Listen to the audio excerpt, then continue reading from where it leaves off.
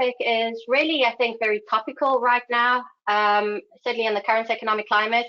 I'm sure we're all feeling, on the one hand, pressure to grow, but to grow profitably. And on the other hand, the reality of needing to do more with less. And so within the context of your partner ecosystem, it kind of raises some fundamental questions around where that growth is going to come from and where it'll be most effective to get that growth from. Is it a case of recruiting new partners, or indeed, as Kenneth alluded to, new types of partners? Is it a case of doubling down on your existing partners and doing more with those established relationships? Is the answer somewhere in the middle, adopting more of a hybrid approach or a balance of the two strategies? But either way, each of these strategies require different tactics, different investments, possibly different resources. And so my first question, and it's going to be to you, Jennifer, to start, and Kenneth, Penny, feel free to chime in. So first of all, your perspective on these three strategies, in other words, recruit new, nurture existing, or more of a hybrid model. And the second part of that is, given your experience, 20 plus years, what would you say are some of the tactics that you've seen to make that process, the growth process, as efficient as possible? Make sense?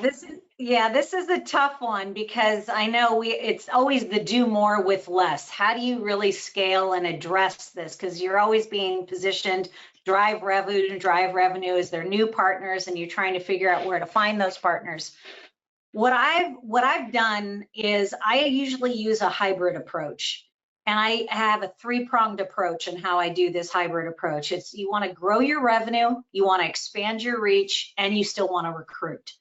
So within each of these, from the growing the revenue, you need to really look at your current install base of what you've got and how you could do that. There's many ways in which you can do that, and some of which are pretty easy. It does take a little bit of time, but it is easy. You look at your nurture campaigns. Those are very big ways that you could make an impact to really drive. Top of mind is critical when you're dealing with your partners. So stay top of mind, stay relevant to them. So you have your nurture of those that are existing, driving your revenue. Then you have your episodic partners. They may come in every quarter, do some transactions here and there. So you really need to start targeting those episodic. How do you bring them in more frequently? So again, you could do certain campaigns with them. The key there is top of mind. So you really need to drive that to increase the revenue of your existing partner base. Now, expanding your partner reach, that expansion, that is a challenge, because sometimes you always say, I know all of our partners. How do I find new? Do I look under rocks? How do I find, I know who my partners are. This is where some creativity, you got to look at some of the things that I'm looking at now is opportunistic technology, complementary technologies. Where will some of your products fit in? How do you start expanding your reach and building that connection to target some potential new partners that you may not have thought of before, but from your technologies, the synergies that you have, to be able to reach out to them. From a recruitment, I think a lot of people lose sight of distribution. People do not leverage distributors as much as they really should, in my humble opinion. I lean on our distribution. They're an extension of your sales organization, and you really could work with them to help recruit. And how you could do it is there are ways of doing incentivizing your distributors to bring in net new purchases of your products. You could, in a tiering approach, if they sell certain amount of products, you could get X amount of rebates. So these are some things that you could do. Again, leverage the resources of your existing partner base. Distribution is key.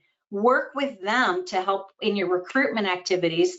And then, circling back, don't forget about growing your revenue, nurturing the partners you have, the episodic ones, bring them back in, always stay top of mind. So again, I would focus on that hybrid approach. You could do it with small teams and big teams and divide and conquer, but it is something that I believe a hybrid approach, you could kind of do that bigger net and get a lot more bang for your buck. You know, I'll just Penny? I'll just add on to what Jennifer said, right? Because I think at Bridge, you know, we see, you know, a large number of clients every day who are struggling with this, right? In high tech and SaaS, and so it doesn't matter if you're, you know, a small up and comer or a startup or a larger organization. Everyone's trying to figure out their strategy, what's going to work for them. And I think what we see is the most successful is sort of that we'll call it a two-pronged approach. I know Jennifer has her three, but the two-pronged approach, which is really, you know, what's working for you now. So they're doubling down their investments on what they know works today, right? Because you want to keep your business going, right? You have to make those numbers. You want to make sure that you're focusing on what's working for you. The other part is looking at where are those opportunities. One of those is really the technology or alliance partners, right? Exactly as Jennifer was saying, there is such a huge opportunity. If you look at just even the percentage of close rate. So what we find is that when you go into an opportunity with a technology partner, there are huge advantages there, right? It becomes a stickier solution. So you see less churn when you do sell a deal. You see the close rates are higher, usually anywhere from 40 to 60% higher when you go in with a technology partner. And in addition to that, the deals tend to be larger deal size, right? And then that represents also more upsell and cross-sell opportunities. So those partnerships are really key. And we see folks really figuring out what are those few, right? Because you can't really boil the ocean, right? But what are those couple that you're really going to spend time on, develop those relationships, enable a co-sell model, and really see that growth opportunity. Yeah, and if I may, Margaret, you know, just kind of a couple of things that Jen said there as well that I double down on. One is around distribution. So I think, you know, Jen, I would 100% agree. You know, it kind of almost became unpopular for a while, but that's a massive opportunity for people to leverage distribution, whether it's taking away that long tail of partners and dealing with them for you as a vendor, certainly for the vendors that have the thousands of partners. But always remember, you know, those distributions have so much expertise in taking you into new markets. And when we talk about partner recruitment or partner enablement, they've done it all before, right? They will be carrying a line of vendors, not just yourself. And in some cases, it might even be your competition. But there are advantages as, you know, it mightn't sound straightforward, but if they know how to do it for your competition, guess what? They know how to do it for you. Plus, they have partners that are successful at selling into your segment. So those partners are also looking for other opportunities, and you can quickly engage with them through that model.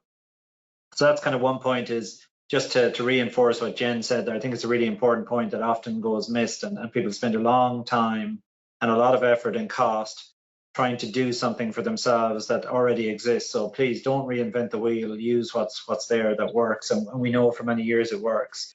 The second thing, and Jen touched on it a little bit again, is the partner types. So, you know, if we go back a number of years ago, we had, you know, distributors, resellers, etc. But now we have some of, you know, the transition into cloud product now brings, you know, managed service providers, people selling subscription rather than, you know, traditional. It's almost like taking a partner and onboarding them all over again, even though they're already onboarded. So it is a journey. And Margaret, you kind of touched on this in the introduction. It's an ongoing journey. Sometimes people think, you know, onboarding sounds like an initial step to bring them on. It's not really. It's a whole life cycle management of that partner. And we see a huge amount of partners don't want to change. They want to do what they're doing. They're almost like lifestyle or family businesses. But we also see a huge amount of partners that do want to go on that transition journey. And these partners are becoming very big partners. Some of them are sometimes bigger than the vendor themselves, you know, these large MSPs. But all of these need to be almost like re-onboarded and retrained on how you do that. So, you know, there is a lot of there's a lot of steps required to be successful in doing that. But you know, it's just part of the journey. Brilliant. So I've heard three-pronged approaches, two-pronged approaches, awareness, use your distribution, use the partners of your partners, particularly your technology partners. So yeah, quite a few strategies, and I think it is about, Penny, I think you said, what's making an impact or what's making an impact right now. So we'd like to hear from the audience.